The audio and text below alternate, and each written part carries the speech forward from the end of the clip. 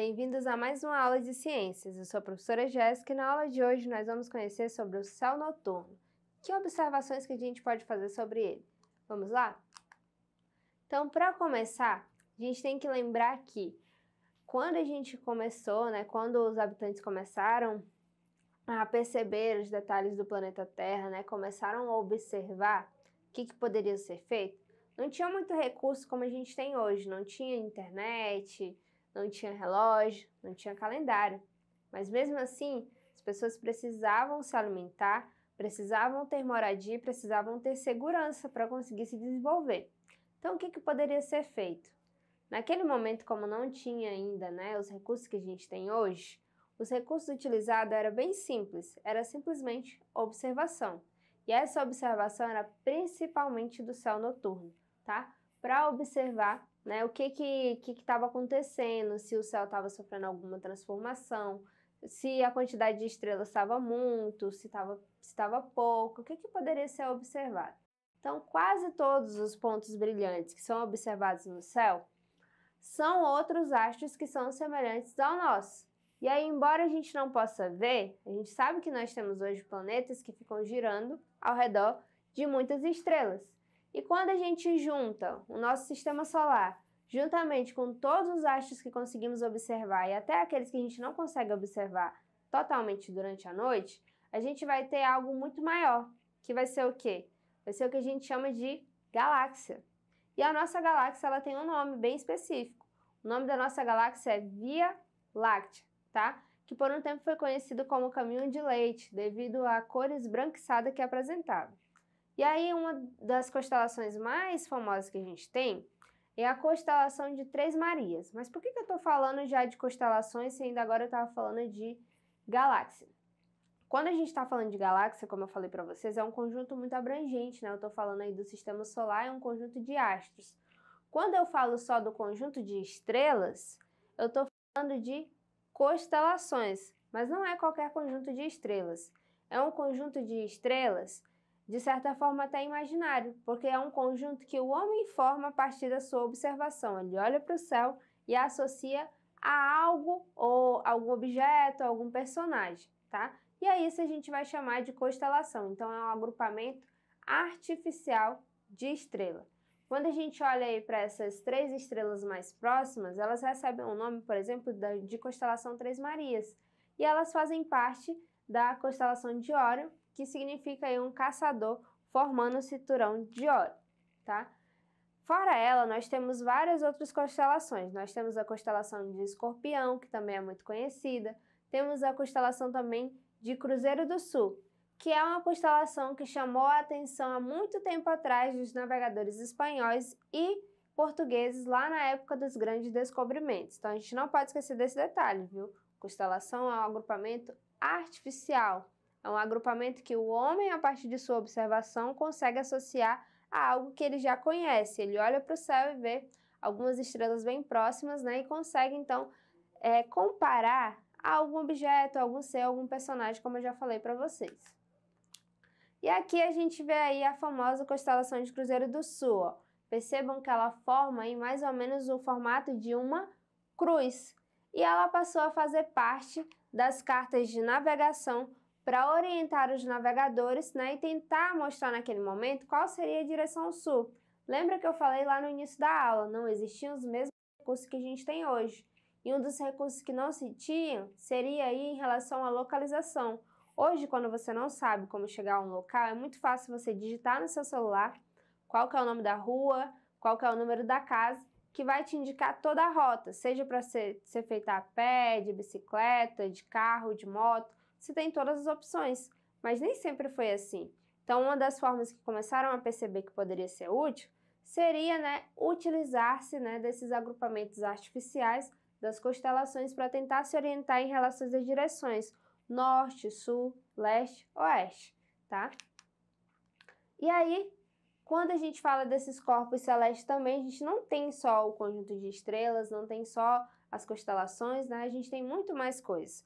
Quando a gente fala de corpos celestes, a gente tem os planetas, como eu falei para vocês, e tem também os cometas.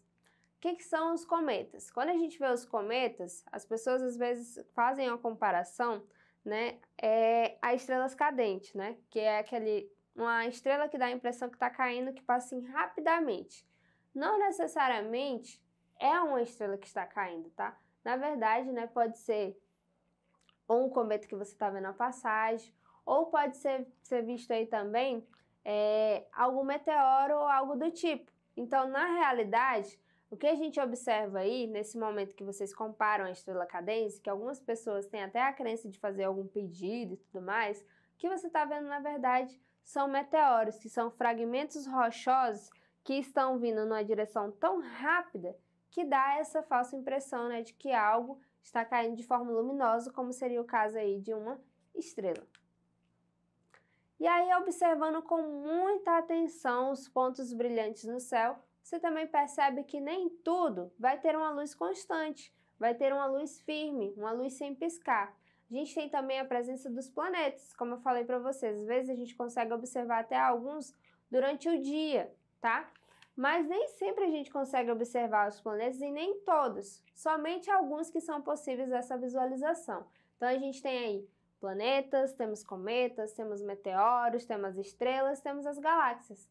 E nós temos o sistema solar também, né, que vai ser o conjunto aí das estrelas, aliás, o conjunto dos planetas, né, girando aí ao redor do Sol, onde o Sol vai ser um astro luminoso que vai estar concedendo luz para todos os planetas. Claro que alguns vão receber com mais intensidade e outros com menos, dependendo aí da localização. Mas afinal, como é que a gente consegue observar, como é que a gente sabe com tanta certeza dos outros planetas que existem, de todas as suas características? Porque com o tempo foram surgindo alguns instrumentos de observação, alguns instrumentos para otimizar, né, observar se aquilo que não estava tão próximo, como é o caso das lunetas. As lunetas nada mais são do que um conjunto de lentes que vão deixar os objetos que estão muito distantes mais visíveis. Lembra quando você vai usar, por exemplo, uma lupa? Uma lupa é para que você consiga ampliar algo que está bem pertinho. Quando você vai utilizar um microscópio, também é para ampliar algo que está próximo dos seus olhos. Mas nem tudo que a gente quer observar, às vezes está tão próximo, às vezes pode estar distante. E nesse caso, a gente tem algumas opções para conseguir visualizar esses objetos, que a gente pode citar aí o caso das lunetas, tá? A gente tem aí como exemplo de um planeta que não necessariamente vai precisar de luneta para ser observado, que é o planeta Vênus, que inclusive é conhecido como estrela d'alva, tá? Ele é facilmente observável, às vezes pode ser observável até no final do dia, tá? E aí, continuando, o que a gente tem de importante também sobre esse conteúdo? Que só a luneta não foi suficiente para que o homem parasse por aí. E isso a gente sabe devido às ferramentas que a gente tem hoje também. Nunca o homem está contente só de fazer uma ferramenta e pronto, e acabou. Sempre ele vai buscando mais avanços para que consiga ir além, consiga enxergar ainda mais detalhes de tudo que está à sua volta. Então, atualmente, a gente tem imagens ainda mais nítidas dos corpos celestes que não estão tão próximos, porque hoje a gente tem, por exemplo, a utilização de telescópios espaciais, que são telescópios que são extremamente tecnológicos e que conseguem fotografar e captar quais são os detalhes, por exemplo, das nebulosas, que são conjuntos de várias galáxias. Então percebam aí na imagem, por exemplo, vocês estão vendo a nebulosa de Águia. E ela pode ser bem detalhada a partir da imagem aí do telescópio espacial chamado Hubble. E para a gente encerrar a nossa aula de hoje, a gente tem aí o nosso exercitando para resumir um pouquinho de tudo isso que eu conversei com vocês até aqui.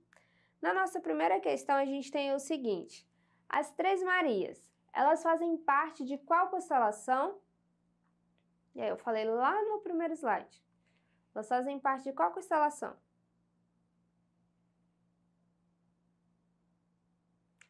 Quando a gente fala das Três Marias, nós estamos falando aí da constelação de Órion. Lembra que a constelação de Órion, ela faz menção a um caçador que vai estar formando aí o cinturão de Órion. Na segunda pergunta, a gente já tem o seguinte: o que é uma luneta? E aí, o que a gente pode definir como uma luneta?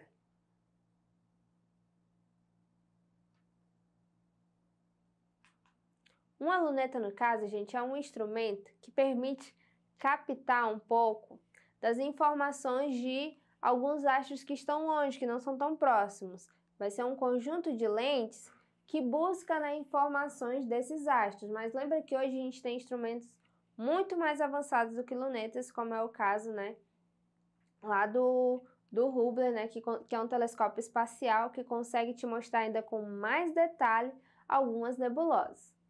E por último a gente tem aí o seguinte: qual planeta é conhecido como estrela d'alva, que não necessariamente a gente vai precisar de um instrumento para conseguir vê-lo e que pode ser observado até à luz do dia, principalmente no final da tarde? Qual é?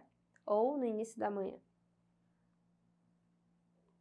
Nesse caso, gente, o planeta que ele recebe esse nome é o planeta Vênus. Mas lembre-se, nem todos os planetas a gente consegue ter essa fácil visualização. Alguns só com o uso de instrumentos mais sofisticados, tá?